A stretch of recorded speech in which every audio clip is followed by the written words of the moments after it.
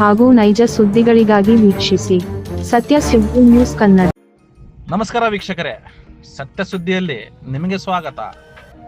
ಕರ್ನಾಟಕ ಸರ್ಕಾರ ಹಾಗೂ ಕಾರ್ಮಿಕರ ಸಚಿವರು, ಧಾರವಾಡ ಜಿಲ್ಲೆ ಉಸ್ತುವಾರಿ ಸಚಿವರಾದ ಸಂತೋಷ್ ಎಸ್ ಲಾಡ್ ಇವರ ಅಧ್ಯಕ್ಷತೆಯಲ್ಲಿ ವಿಜಯನಗರ ಜಿಲ್ಲೆ ಹೊಸಪೇಟೆ ತಾಲೂಕಿನಲ್ಲಿ ಅಸಂಘಟಿತ ವರ್ಗದ ಕಾರ್ಮಿಕರಲ್ಲಿ ಖಾಸಗಿ ವಾಣಿಜ್ಯ ಸಾರಿಗೆ ಹಾಗೂ ಇತರೆ ಸಂಬಂಧಿತ ಕಾರ್ಮಿಕರು ಸುಮಾರು 40 ಲಕ್ಷ ಇರುವುದಾಗಿ ಅಂದಾಜಿಸಲಾಗಿದ್ದು, ಅವರಿಗೆ ಸಾಮಾಜಿಕ ಭದ್ರತೆ ಹಾಗೂ ಕಲ್ಯಾಣ ಸೌಲಭ್ಯಗಳನ್ನು ಒದಗಿಸುವ ಉದ್ದೇಶದಿಂದ ಕರ್ನಾಟಕ ರಾಜ್ಯ ಸರ್ಕಾರವು ಕರ್ನಾಟಕ ಮೋಟಾರು ಸಾರಿಗೆ ಮತ್ತು ಇತರೆ ಸಂಬಂಧಿತ ಕಾರ್ಮಿಕರ ಸಾಮಾಜಿಕ ಭದ್ರತೆ ಮತ್ತು ಕ್ಷೇಮಾಭಿವೃದ್ಧಿ ಅಧಿನಿಯಮ 2024 ಜಾರಿಗೆ ತಂದಿದ್ದು, ಇದಕ್ಕೆ ಅನುಗುಣವಾಗಿ ನಿಯಮಾವಳಿಗಳನ್ನು ರೂಪಿಸಿರುತ್ತದೆ.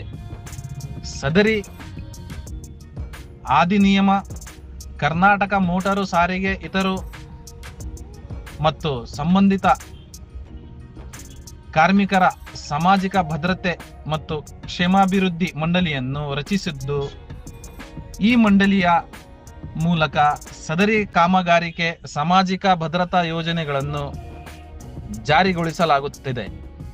ಈ ಸಂದರ್ಭದಲ್ಲಿ ಕಾರ್ಮಿಕರ ಸಚಿವರಾದ ಸಂತೋಷ್ ಲಾಡ್ ಎಸ್ ಅವರು ಕಾರ್ಮಿಕರಿಗೆ ಸ್ಮಾರ್ಟ್ ಕಾರ್ಡ್ ವಿತರಣೆ ಮಾಡಿದರು.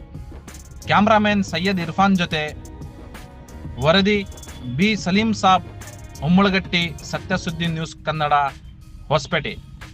ಸಿಎಂಸಿ ಅಧ್ಯಕ್ಷರಾಗಿರ್ತಕ್ಕಂಥ ರಮೇಶ್ ಗುಪ್ತಾ ಅವರೇ, ರೂಪೇಶ್ ಕುಮಾರ್ ಅವರೇ, ಇಮಾಮ್ ಅವರೇ, ಶಿವಮೂರ್ತಿ ಅವರೇ, ಶಿವಯೋಗಿ ಅವರೇ, ಗುಜ್ಜಲ್ ನಾಗರಾಜ್ ಅವರೇ, ಈ ಒಂದು ಸಮಾರಂಭದಲ್ಲಿ ಪಾಲ್ಗೊಂಡಿರ್ತಕ್ಕಂಥ ಎಲ್ಲ ಆತ್ಮೀಯ ಹಿರಿಯರೇ, ಅಕ್ಕ ತಂಗಿಯರೇ, ಅಣ್ಣ ತಮ್ಮಂದಿರೇ ಹಾಗೂ ಸ್ನೇಹಿತ ಮಿತ್ರರೇ, ಪತ್ರಿಕಾ ಹಾಗೂ ಮಾಧ್ಯಮ ಸ್ನೇಹಿತರೆ, ಇದನ್ನು ಕೊಡ್ಬೇಕಂತ ಹೇಳಿ ಈ ಒಂದು ಕಾರ್ಯಕ್ರಮ ಪ್ರಾರಂಭ ಮಾಡಿದ್ದೀವಿ. ನಮ್ಮ ಸರ್ಕಾರ ಬಂದು 2 ವರ್ಷ ಆಗ್ಲಿಕ್ಕಾಯ್ತು. ಇವತ್ತು ಸನ್ಮಾನ್ಯ ಮುಖ್ಯಮಂತ್ರಿ ಸಿದ್ದರಾಮಯ್ಯ ಅವರ ಸಾಹೇಬರ ನೇತೃತ್ವದ ಸರ್ಕಾರದಲ್ಲಿ ಇವತ್ತು ಹೆಗ್ಗಳಿಕೆ ಏನಂತಂದ್ರೆ, ನಾವು ಈ 5 ಗ್ಯಾರಂಟಿಗಳನ್ನ ಕೊಡ್ತಾ ಇದ್ದೀವಿ. ಬಹಳ ಜನ ನಮ್ಮನ್ನ ಇದು ಮಾಡಕ್ಕಾಗುದಿಲ್ಲ, ಕೊಡಕ್ಕಾಗುದಿಲ್ಲ ಅಂತ ಹೇಳಿ ಬಹಳಷ್ಟು ಬಿಜೆಪಿ ನಾಯಕರುಗಳು ಇದು ಅಸಾಧ್ಯ ಇದೆ, ಆಗುದಿಲ್ಲ ಅಂತ ಹೇಳಿ ಬಹಳಷ್ಟು ಟೀಕೆಯನ್ನು ಮಾಡಿದ್ರು. ಸರ್ಕಾರ ಆಯ್ತು,